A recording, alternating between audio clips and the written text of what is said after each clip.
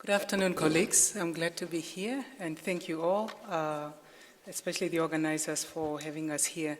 So the title of the presentation, Costs and Benefits of Animal Identification and Traceability Systems, of course with a focus in sub-Saharan Africa, which is the focus of our conference here or meeting. I thought perhaps also before I get into the benefits, which are well known and they're not really difficult, I thought it's just to put a bit in context in terms of what is happening in terms of the meat markets or livestock opportunities in sub-Saharan Africa. So I thought I'll start basically with giving a bit of a context in terms of the global livestock product markets in comparison to Africa. When you look at the African meat markets, they are smaller than most, relative to the rest of the world or other world regions. These were some projections that were done at the FAO in collaboration with some other colleagues at ILRI as well, and basically trying to look at consumption and changes in meat production, or rather consumption of meat products and so forth. So overall, the base year which was used is 2005 and 2007 consumption figures. And if you look at where Africa is relative to the rest of other regions, Southeast Asia also is much smaller. And if you look at the base year, this is 2005 to 7, and these are in million tons. So overall, in terms of proportion, you have a much smaller market share in terms of African meat markets in the base year. And also, if you project it forward to, let's say, 2050 or 30, of course, there are always some errors in these projections, it's about 8.4%. And also, in terms of the world population, it's about 15% proportion-wise, and then 26.8% in terms of world population. So in absolute numbers, you see a much smaller market, yeah? But then if you look in terms of relative change and growth rates, which is really what is more telling in terms of where are the opportunities in terms of investment, in terms of growth, the picture really looks different. So when you look at meat markets in Africa, it's probably the second largest growth in terms of consumption. So for example, for Southeast Asia is the lead, rather South Asia is growing by about 4.1%, but followed by African in terms of annual growth in meat consumption. And then really a relatively much smaller change in the developed countries. And for Africa, it's about an additional 14 million tons of meat, which would be consumed around this time for 2030 or so. So relatively speaking, in terms of growth potential, there's so much growth potential in terms of the meat markets in Africa. I think when you look in terms of that opportunity, in terms of consumption, also in the background, increasing commodity prices, especially in terms of meat. You look at increasing demand, not only in terms of the regional markets based on population changes, income growth, etc., but also internationally. It presents an enormous economic development opportunity as well as a business opportunity, not only in terms of volume, but also in terms of the value of it. And I think given that most of us, especially now the work that we do, we are concerned about rural development, poverty alleviation, the livestock population in most of our countries is very much concentrated in rural households, also smallholder households. So, if you look in that regard, there is an opportunity, not only in terms of poverty reduction, etc., but of course that's assuming market participation and having the right enabling environment and support infrastructure. So all in all, not many African producers are really fully benefiting from the growing market opportunities. So I think as we think in terms of traceability systems, animal identification system, I think having this in the background is very important and having that as a context. So really briefly in terms of benefits for animal identification and traceability systems, there are many. I think there are many and also obvious. But I would probably emphasize more in terms of the direct benefits, which relates to market access and trade, which relates to animal health and disease management, both from a prevention point of view, but also in terms of responding to disease outbreak. Food safety is increasingly an important area, as well as also just overall enhanced transparency within the whole chain. Of course, there are the indirect benefits, and for some, of course, that's direct as well in terms of, deterrent for animal theft. These were discussed in the morning, looking at the different types of taggings and so forth that were presented in the morning, and overall also lower transaction costs when it comes to actually, transferring animal at a marketplace to another. So there are some of those benefits. But I think as I focus on the market access and trade, I think this is just just a basic graphic presentation of a typical agri-food supply chain. Here, of course, I've made it specific to livestock. Just to say, of course, you have the input market side here, which relates to feed, medicine, and services. You have breeding, going into the farm, and of course in our context we have different farm types, smallholders, medium, emerging farmers, you have commercial farm types, and of course these animals being traded directly to abattoirs or through middlemen and other markets. You have of course some going through processors. Eventually the direction overall is really going to the market. So whether people are keeping livestock as a commercial business to make profit, or even the smallholder who keeps it, but whether he's selling two or so to pay school fees, etc., there is a direction towards actually improving livelihoods, increasing incomes, etc. So that's eventually, in terms of direction, that is really the important aspect of it as well. So in terms of enhancing, having the traceability systems and animal identification system in enhancing market access, we know that really to participate in markets, there are all these standards, especially some of the international markets, such as in Europe, etc. But overall, there are standards. There are standards and various schemes that enable market entry. And if you do not show that you meet those standards, you cannot enter certain markets. You're excluded from them simply because you cannot prove that you do meet those standards. Whether it's, the ISO standards or halal meats, Europe GAP, etc., there are many. There are all these concerns about animal welfare, food safety that are driving these standards, and they continue to evolve. So having a traceability system really enables many countries to be able to show that they do meet those standards. And animal identification is part of that necessary component of having an adequate traceability system. So meeting standards to enter markets, that's one key benefit of animal identification and traceability system. It also enables an opportunity, I think, to brand and market meat products differently. I give you a case of Namibia, for example, which for a long time, has been trading meat within the European market, but it was selling beef as just a commodity. They changed the marketing approach to really trying to market the attributes. So selling the hormone-free aspect of it, selling the fact that this is meat coming from pasture-fed, free-range, etc. These are some of the ways to actually be able to really benefit from some of those niche markets where prices being paid there are much higher. So it does enable at least countries to also be able to brand their products and market them differently. I see that as a direct benefit, an important market-related benefit of having adequate traceability systems in place. Also, when it comes to market diversification, once you're able to meet certain standards in a specific region, for example, in the case of Europe or Namibia, Botswana being able to sell meat to Norway, it becomes much easier, at least in terms of the entry cost and the probability of entering third markets such as in Asia or the Middle East. That becomes much easier. So it does signal that you do have, your system in place to enter different markets. Then obviously entering or having access to premium markets in terms of the prices.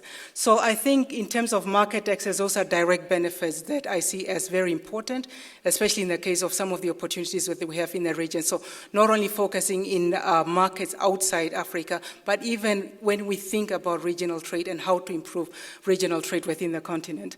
So, but at the same time, we also know that standards evolve, they change often, and also sometimes used as trade barriers. So, but I think as long as the benefits outweigh the cost in terms of participating in or focusing in certain markets, you still have to meet some of those standards. So therefore, you would still need to have proper animal identification and traceability systems. Now, the case, for example, of any standards being changed and also having an impact in terms of who can actually benefit from some of those markets. I'll give you an example. For example, in 2011, when the European market imposed a new standard which required, it's called the 90-40-day residency requirement. In essence, basically requiring a country, that you have to show that animals were at your resident for 40 days before you can actually sell it to a European certified slaughterhouse. Now, when you think about it, it's much easier, for example, for a commercial farmer or somebody who has private land to show that and to prove that and to actually enforce that. But when you think of many of our systems where most of the livestock are in smallholder system who are on communal land, it becomes very difficult. So you have something like that, which in essence actually ends up excluding quite a number of farmers. So in that particular case, for example, the export abattoir, which sells to the European Union, actually experience high losses in terms of animal supply coming to the abattoir, also in terms of revenue losses, simply because most of the small farmers could not prove that their animals have been at resident for 40 days. It was simply not possible to do that. So there are some of those, I think, challenges that come with it. But at the same time, the bottom line is, if you're selling to a certain market or targeting, you need to meet the requirements. And I think having traceability systems becomes key.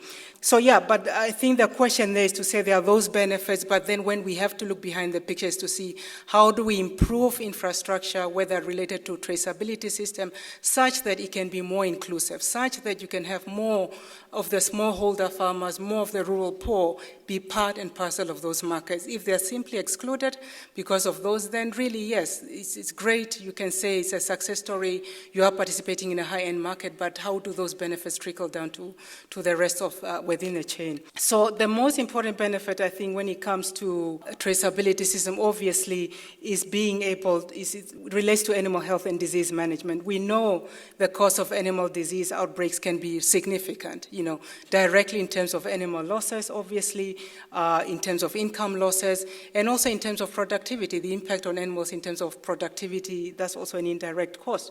The highly pathogenic avian flu in Nigeria, which broke out in 2006, 2007, resulting in like 1.5 million birds being lost, almost more than half of those were culled, and also in about 145 million economic losses when you look throughout the chain. So those are enormous losses, right? Also, in Botswana, the foot and mouth disease outbreak in 2011 resulted in immediate loss of access to the European market. And just at the processing level alone, that resulted in about $33 million lost just at the abattoir level or processing level. The degree of losses really depends on how do you quickly respond, how you're able to quickly identify the point of the problem or where the outbreak occurred, etc. So a direct benefit of animal traceability system and identification system is really the increased capability to respond to the disease outbreak and also to prevent, obviously, by being able to identify the sources, for example, where the outbreak or the location of, and therefore taking the necessary measures. Obviously, also in terms of control of certain livestock epidemics such as FMD, etc.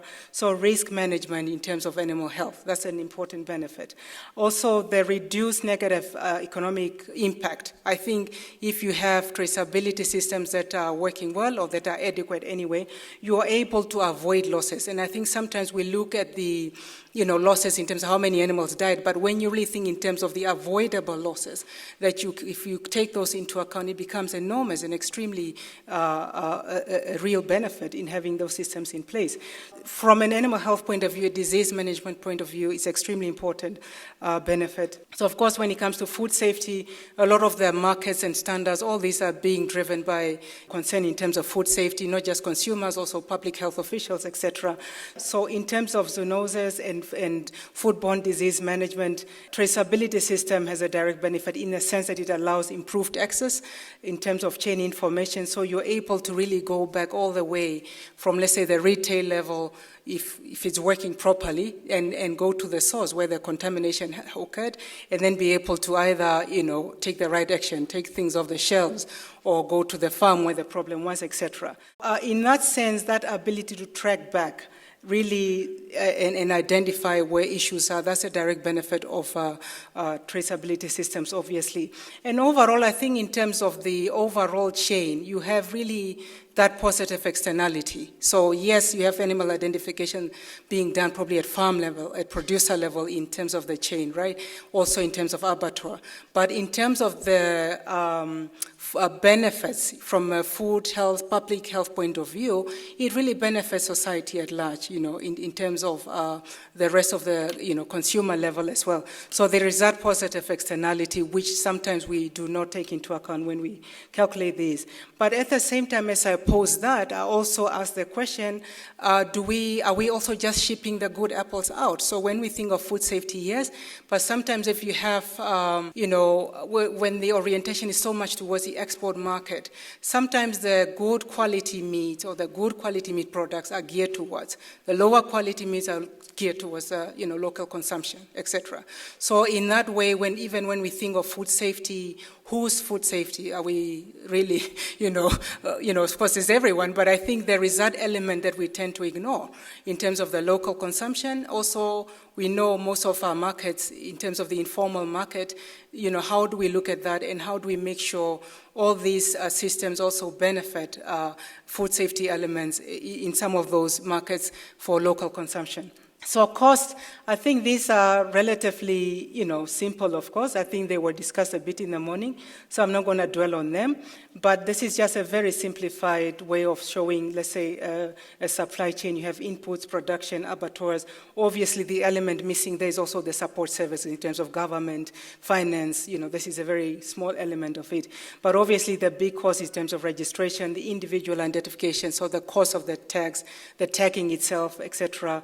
Also, most importantly, the information system and data management cost, those and the management of it, the quality of management, that becomes important in terms of making sure that you have an adequate traceability system which can actually work and make sure the benefits that we're talking about are realized. So human resource element of it and also the training. So I put a few questions there in terms of the funding. Whose role should it be in terms of funding? We see that a lot of these benefits are, there's a positive externality, but in certain countries, for example, in the case of Botswana, a lot of the cost was being borne at government level. So heavily subsidized, but of course through certain export levies, you recoup. But I think we also need to think of alternatives and ways to make sure the cost of this, given that positive societal benefit that is shared, both in terms of the private sector, government, and maybe also consumers. How you do that, I'm not sure. But I think that's important. So just to give you an example, this is actually work which was done by Andrew Toto, who was supposed to be here, and he estimated the cost of setting up the list system in Namibia, and this, I think, focused more at the production level, didn't really take into account the cost list, for example, at abattoir level. But overall, in terms of the actual investment cost, that was in 2010, what cost about 613,000 euro. I think it should be more, but that was just the investment. But if you look at the year tax cost, it's all close to $2. And last year alone, I think the meat board sold about 3.8 million tags. I think part of it was also in response to new EU standards, which require double tagging as opposed to just one tag. So that's almost about 6.9 million, just year tagging cost alone, yeah? So, yeah, but the cost can certainly, in terms of the individual IDs, the information system management, registration, renewal, human resource element of that, it can be costly. For Botswana, for the boiler system that they had in place, they invested almost $35 million in terms of setting it up. So it can be very costly, but I think in the large scheme of things, if you look at the overall benefit, it's really a no-brainer. It's really important, especially if we are to take advantage of some of those opportunities in terms of trade within the region, especially increasing trade regionally, but also to take part in certain lucrative markets in the international marketplace. So overall, I think, as I was saying, the benefit cost depends in terms of the adequacy of the traceability system. The structure of it, how well is it being supported. If some of those fall apart, really it may not enhance the benefits as much. I think we also need to consider the smallholder aspect, where you have many, many farmers, the majority who are on communal farming land, who do not have access to private land. So how do we also make sure that traceability systems work well in those type of settings, and that they can also access markets as a direct benefit of this? The social welfare benefit, and most importantly now to think in terms of how do we best share that cost, and how can we finance it to make sure that whatever traceability systems we have in place are sustainable and also can, fund themselves to remain. So I leave it at that, and I think the rest will have more discussions in the group work.